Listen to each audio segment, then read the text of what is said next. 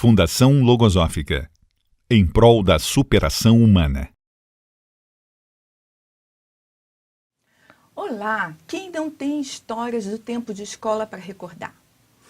Então, hoje estamos com a professora Karina, que vem falar um pouco dessas histórias vividas em sala de aula sobre a pedagogia logosófica.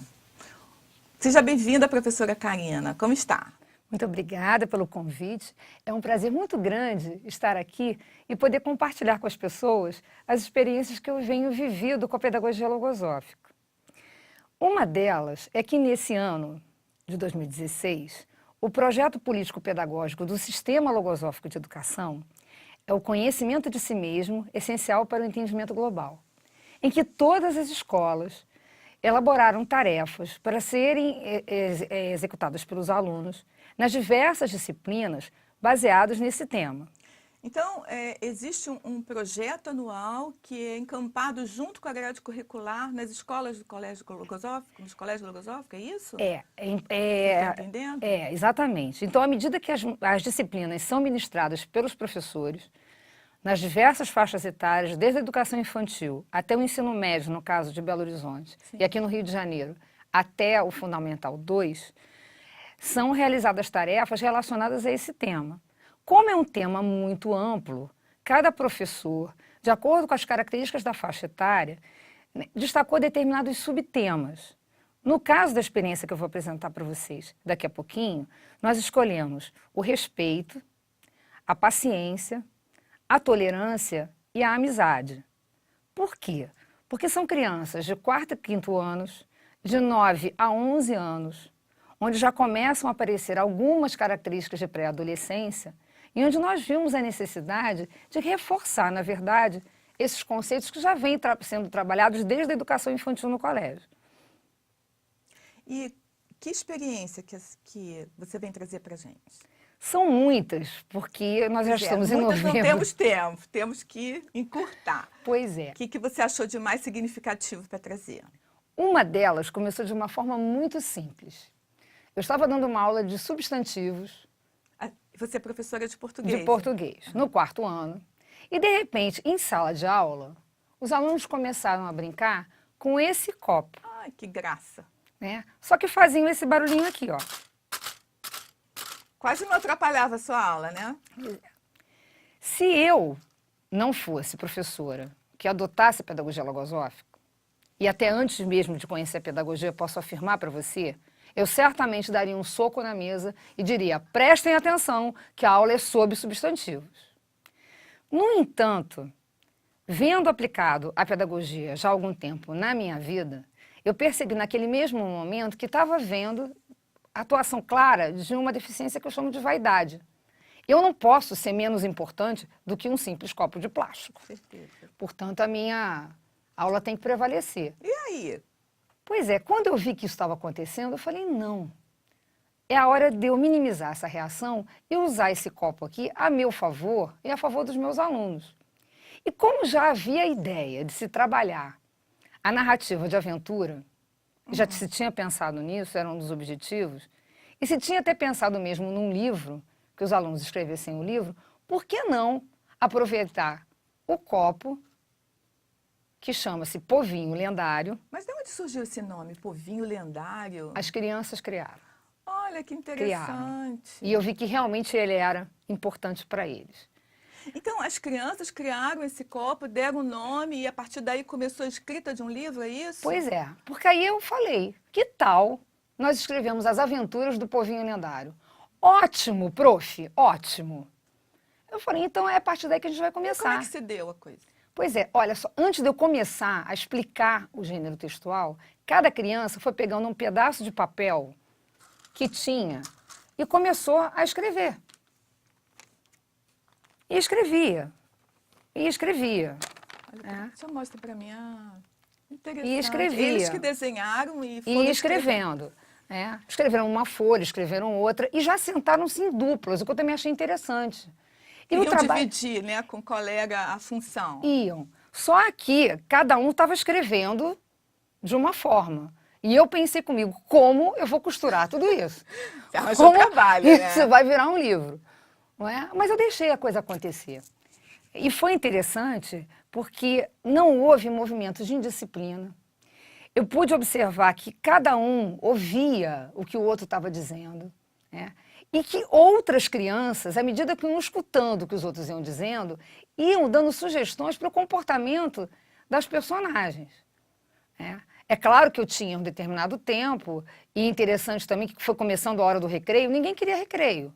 Eles queriam continuar escrevendo. E daí? Como é que isso continuou? Pois é. Aí, para dar aquele gostinho de quero mais, eu precisava também dar uma olhadinha, eu recolhi os trabalhos, levei para casa, né? E aí foi um outro exercício que a pedagogia logosófica veio me ensinando. É um olhar generoso sobre o texto do meu aluno. Eu não sou mais aquela caçadora de erros. Pelo contrário. Bem comum em professor de português, né? Muito. Corrigindo a gramática. Então, é rever conceitos mesmo. Não só, assim, como professora, como docente, mas principalmente como pessoa. São textos de crianças. Eu não podia querer que fosse ali um texto literário, né? Com todas as regras gramaticais e ortográficas da norma padrão da língua. Mas, ao mesmo tempo, eu precisava ensinar. É meu papel de ensinar português. Então, o que eu fiz, né? Eu procurei ler o texto dessa forma, sublinhar algumas questões e levar para os alunos no dia seguinte o que poderia, né, ser melhorado ali. E dando exemplos de grandes autores que têm seus textos revistos. Não houve reação. Professora, é para a gente continuar e é para refazer? Eu falei, E também disse para eles, né, que eu tinha tido a ideia, e foi mesmo a partir dali, né, que esse livro fosse lido para os colegas menores. Que interessante. E que nós iríamos, sim, digitar o livro na aula de informática, que eles iriam ilustrar o livro, e que esse livro, então, seria impresso para que esse trabalho continuasse. Muito bem. Eles começaram a escrever, como eu já mostrei para vocês, e aí...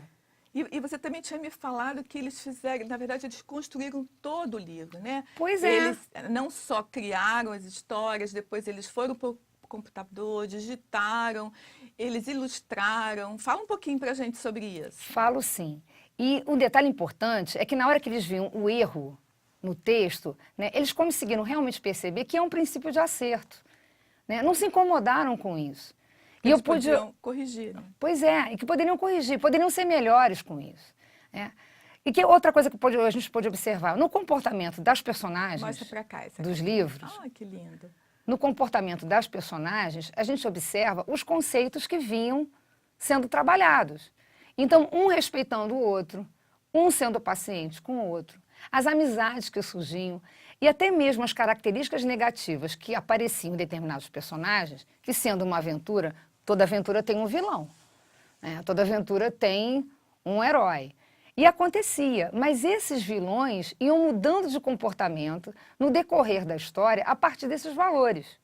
E eu achei isso muito interessante, como é que você foi, assim, inteligente e oportuna, né? Porque, na verdade, de uma situação de indisciplina colocada pelos alunos, você aproveitou a situação e colocou um outro projeto que você já tinha em mente, né? Foi uma atitude muito inteligente, quer dizer, na verdade, e os alunos também se beneficiaram com a sua atitude, porque estimulou eles um gosto pela escrita, e você teve a oportunidade também de rever certos conceitos, né? Todo mundo saiu ganhando nessa história. Com toda certeza, com toda certeza. Aí, como é que desenrolou a história? Eles escreveram o livro até o final? Foi assim, cada dupla realmente escreveu o seu rascunho, eles iam reescrevendo, foi um trabalho de 2 meses, né, que não estava... Ficaram bem estimulados muito, assim, o tempo muito, todo de fazer? Foram, porque aí depois que o trabalho estava pronto, no rascunho, como eu mostrei aqui, aí eles foram para o laboratório de informática para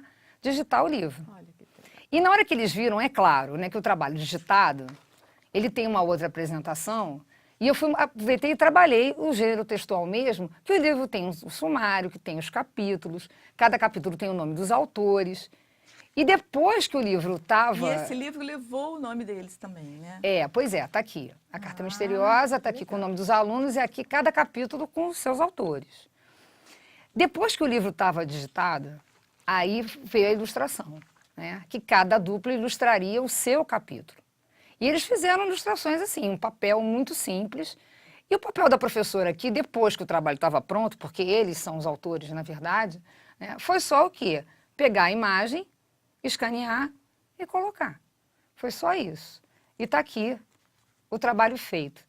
O interessante também, a partir disso tudo aqui, é a gente ver a autoestima dos alunos, como é que ela é estimulada. Crianças que detestavam, pois é, crianças que detestavam escrever, que a aula de redação era assim um horror, e que passaram a gostar.